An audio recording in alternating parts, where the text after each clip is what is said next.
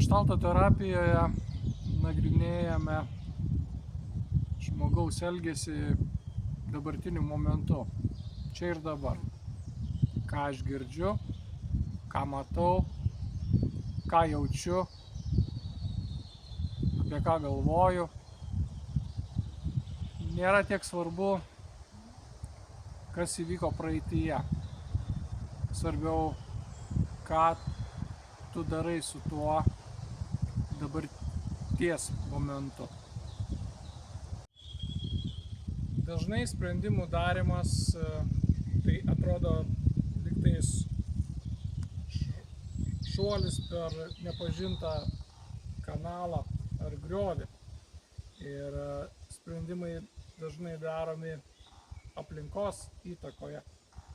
Suaugęs žmogus skiriasi turbūt nuo vaiko, kad jisai pats prisiima atsakomybę už savo sprendimus ir įvertina visas aplinkybės, dėl ko ir pasekmes, dėl ko jisai elgiasi vienaip ar kitaip. Tai bus galimybė apie tai pakalbėti ir panagrinėti plačiau. Kas aš esu, priklauso nuo santykio, kurį aš kuriu su aplinka. Vienaip mane mato bendradarbiai, kitaip tėvai, kitaip artimieji, kitaip draugai, tolimesni pažįstami.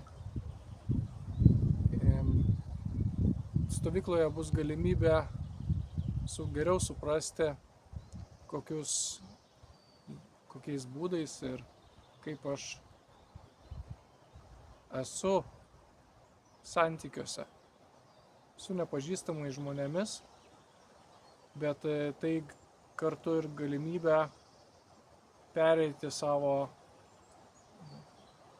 komforto zoną